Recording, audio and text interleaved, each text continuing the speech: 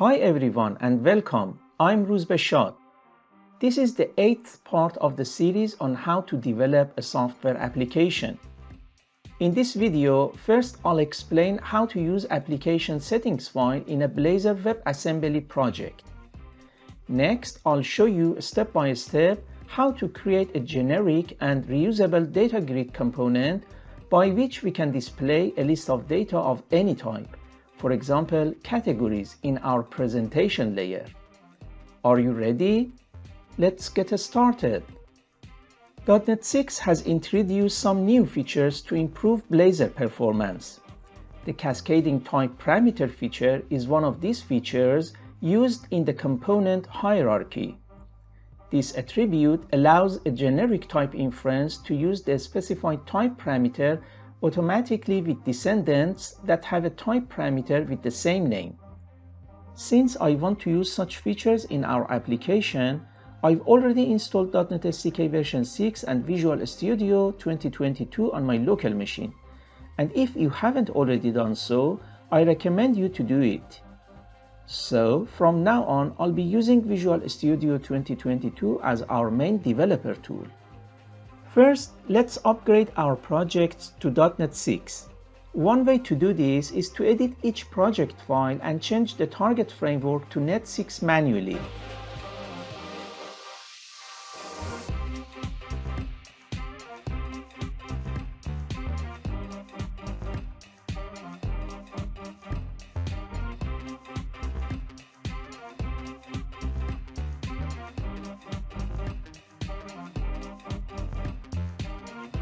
Second, let's upgrade our NuGet packages to the latest versions. To do this, open the Package Manager console by clicking on the Tools menu and selecting the Package Manager console option. At the command prompt, type update-package and press the Enter key. It will update all the NuGet packages to their latest versions.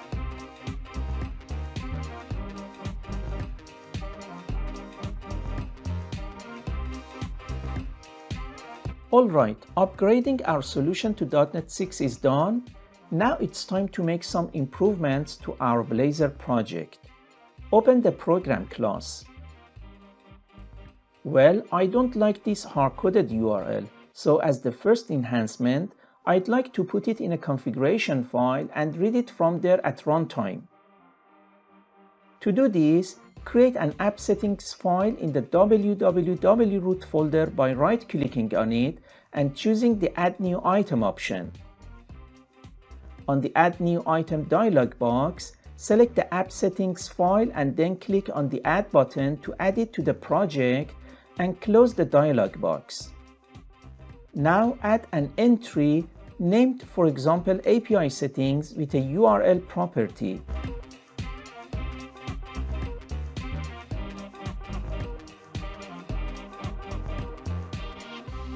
Copy the API address and paste it here as the value for this property.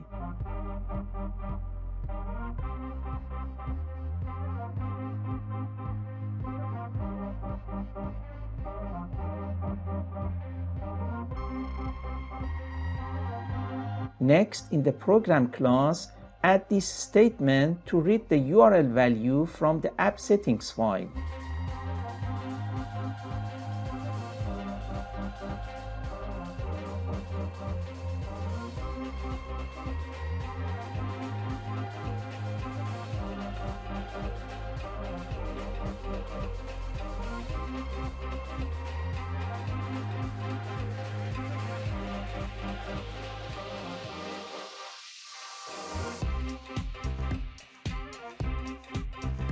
It looks better. Now open the category list page in the categories folder. You remember from the previous video that we created this to display a list of categories. What if we want to show a list of products or customers? Should we create a similar Razor file for each one and repeat such code and markup for them? Obviously, it's not recommended.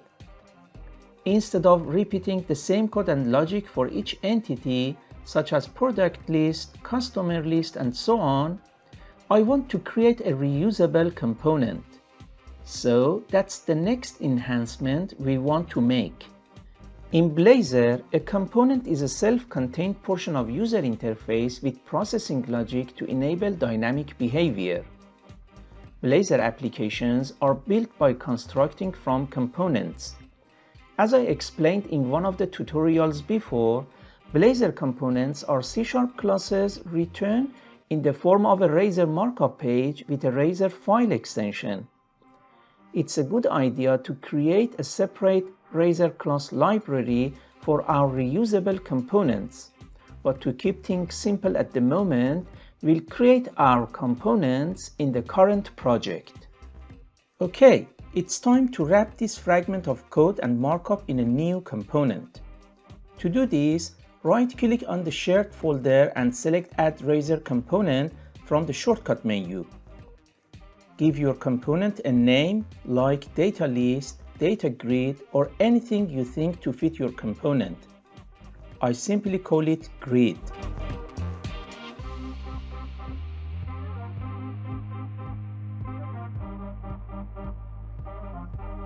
Go back to the category list page and move this part to the newly added component.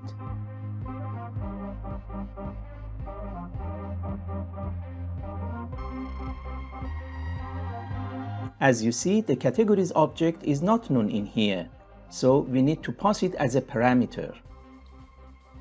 In the code section, write this code snippet.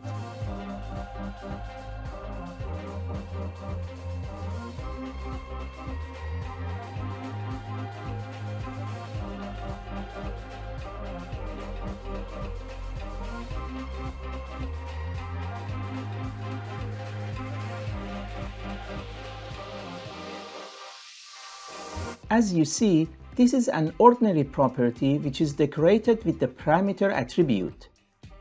The parameter attribute marks the categories property as a component parameter. It indicates that the client of the component uses this parameter to pass data through. Also change categories to items to indicate that it's going to work with any type of entities, not just categories. You'll see later how we prepare it to do this. So,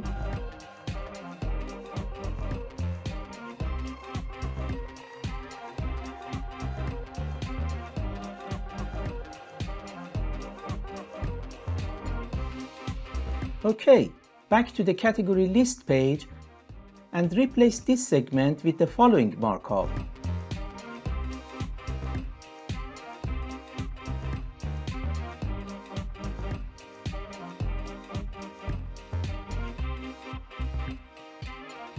Also, change the categories type to the following. Let's run the application to make sure our changes up to now haven't broken any functionalities.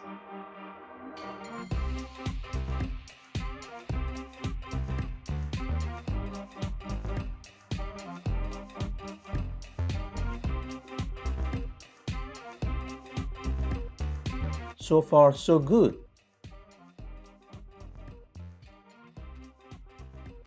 Now, I'd like to develop our grid component. Let's go back to it and focus on this part. Instead of having a static markup fragment here, I'd like it to be dynamic and controlled by the page that is using it. So, let's create another parameter that has the task of rendering a fragment of markup. Such a parameter looks something like below.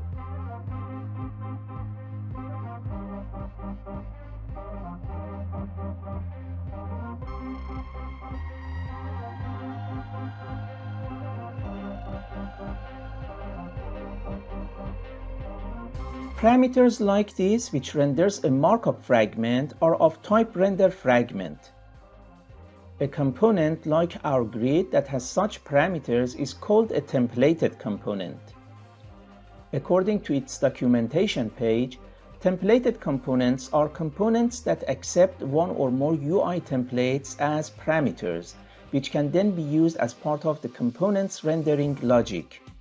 Templated components allow you to author higher level components that are more reusable than regular components. Now cut the column headers markup from here and replace it with columns parameter.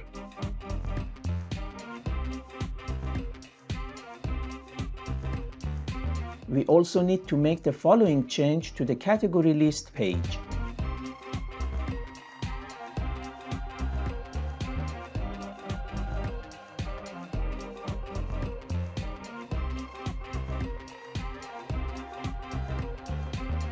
Let's do our changes one by one and check the application behavior at each step. So, run the app to see what effects our changes have had.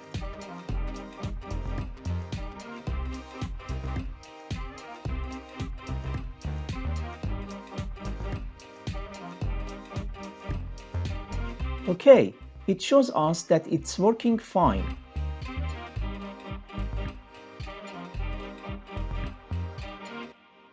In fact, we can conclude that the render fragment parameter acts as a placeholder. That means it's normally replaced with its content, that is, what we've put inside its opening and closing tags. But what about this part? I don't like to create a new parameter for them, and I want them to be handled by the same columns parameter. But how? Well, this is a little more complicated and needs more effort to accomplish. Let's create another component named column. So,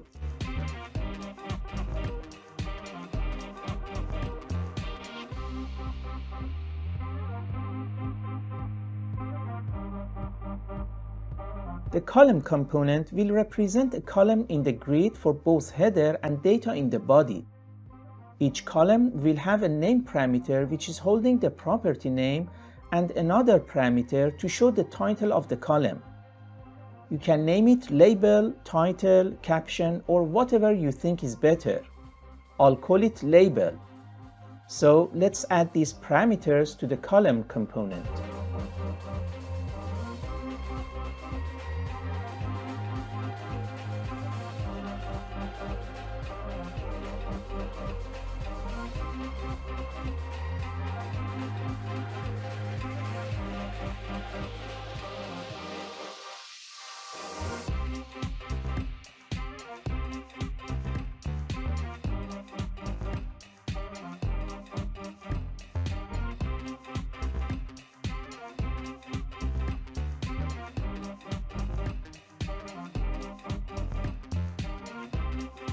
Now replace H3 column with TH label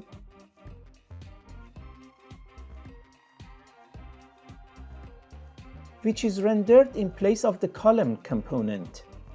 Go back to the category list page and replace each TH tag with the new column element according to the following.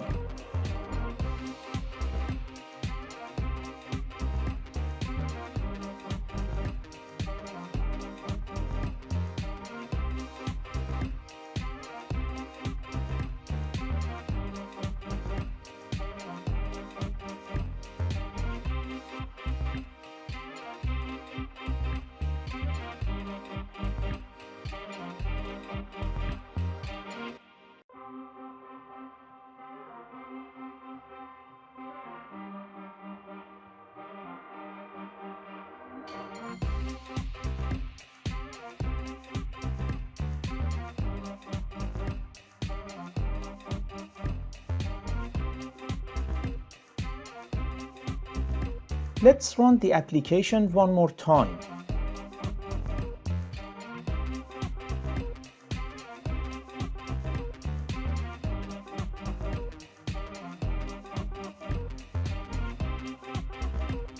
Okay, that's nice.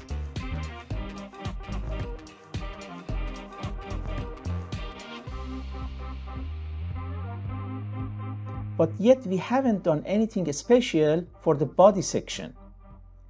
The thing is that we want the column component to handle this part as well.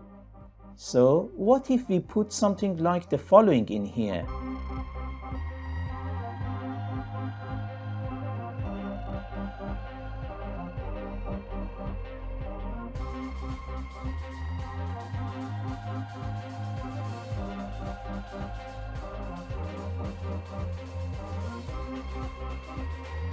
Well, obviously it won't work. It would render th markup as it does in the thead section. But what if we could pass the item object to the column component? Let's suppose there's a way to pass item to it. What can we do then? Go back to the column component and create a new parameter as the following.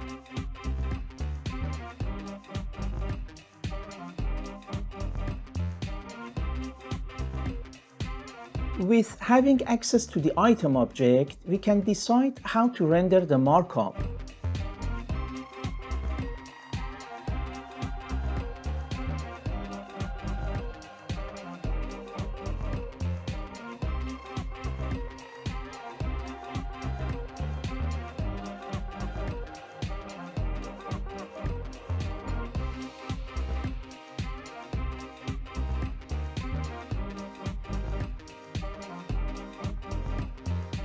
Now the question, which property of the item object should we display here? The answer is the property that is held by the name parameter.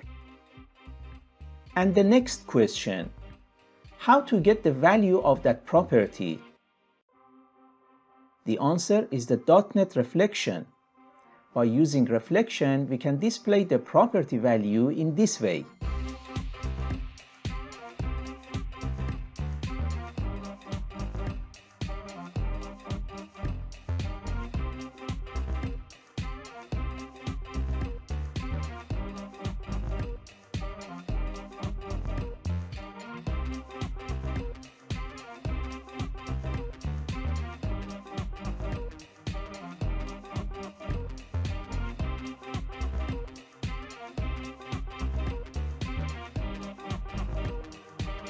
So we need to pass the item object to the column component in a way. There are different ways to do it. Perhaps the easiest one is to use cascading value and cascading parameter. To this end, first decorate the item property with the cascading parameter attribute.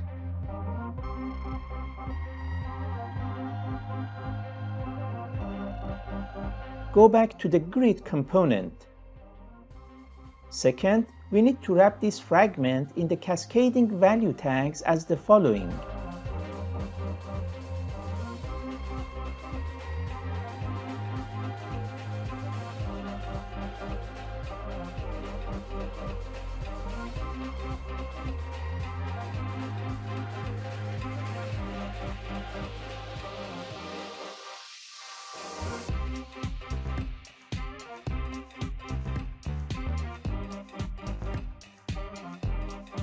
Okay, let's run the application once again.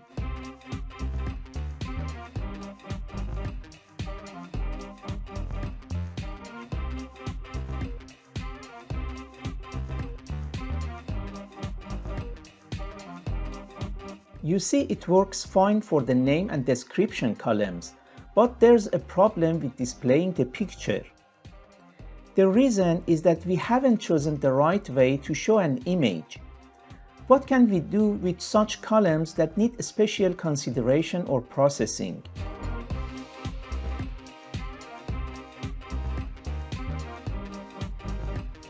Let's make the following modifications to the picture column.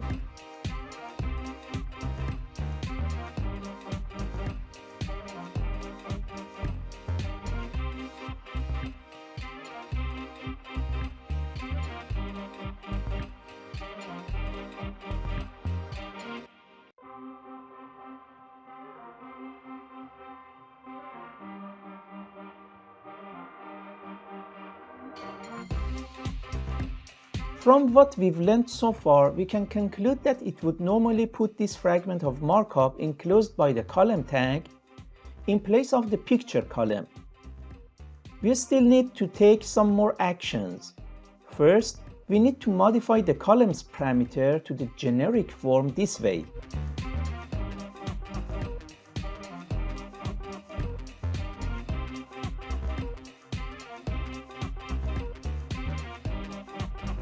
And because of this change, we have to modify columns parameter throughout the grid component.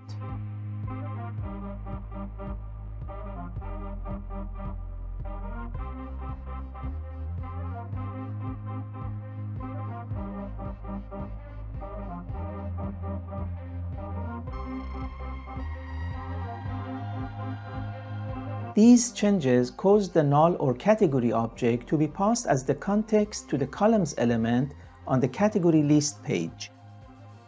Go back to the category list page and replace the category with the context.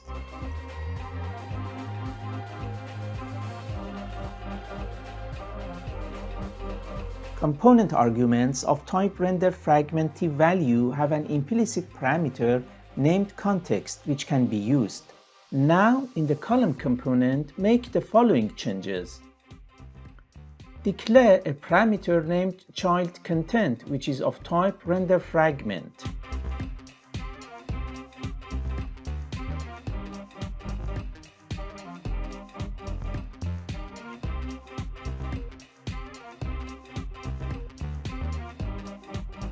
And then change the markup this way.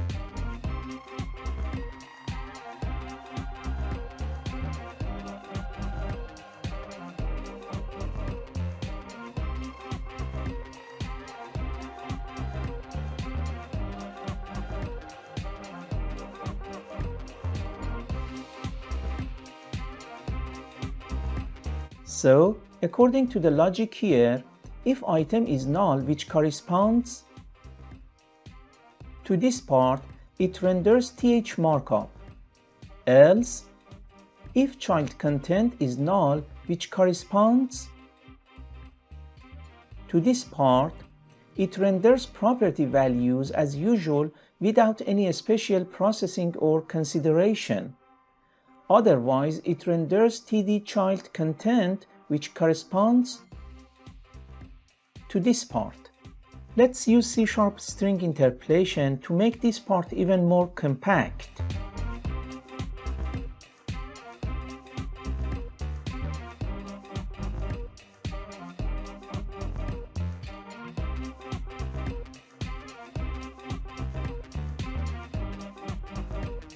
Alright, before finishing this tutorial, I'd like to do one final thing.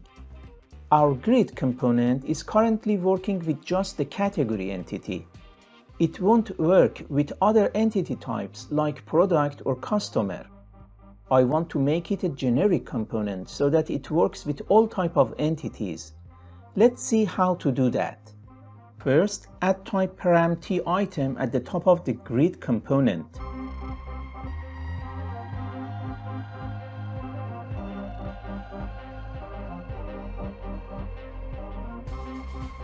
This directive turns the component into a generic one similar to the generic classes in .NET, like list of t. Second, replace all category classes with the type parameter, that is t item. So, third, in the for each loop, change the category variable to item, which implies a generic name instead of a specific one. So,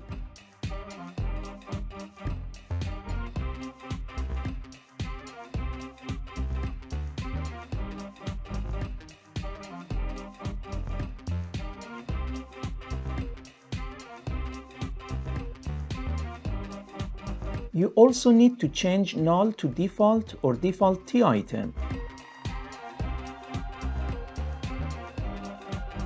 Fourth, add an attribute named t item with a value of category to the grid element on the category list page.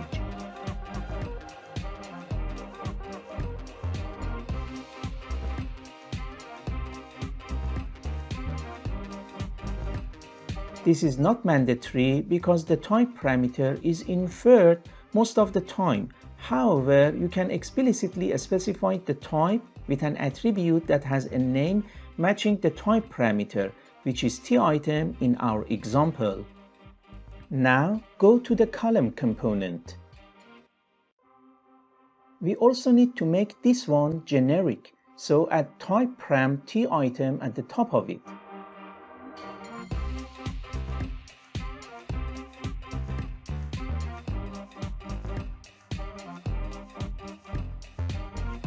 Then, we need to replace all category classes with the type parameter, that is t item.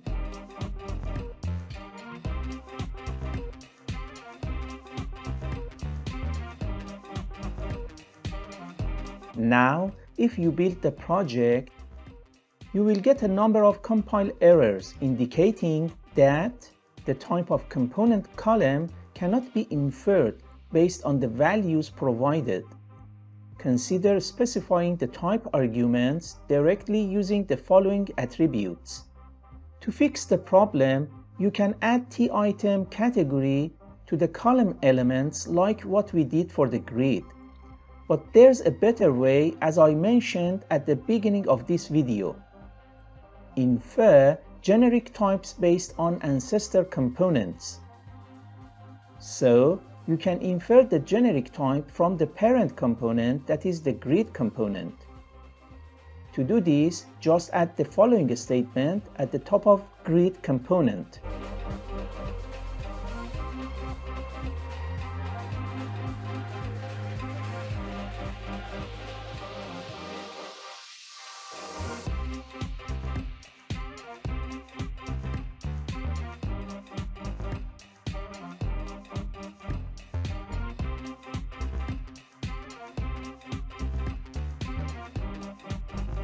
This causes the column component to infer the generic type from its parent, which is the grid component in this example.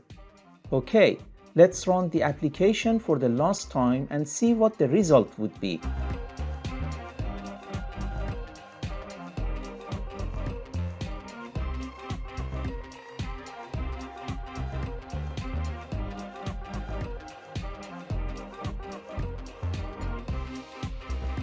Awesome!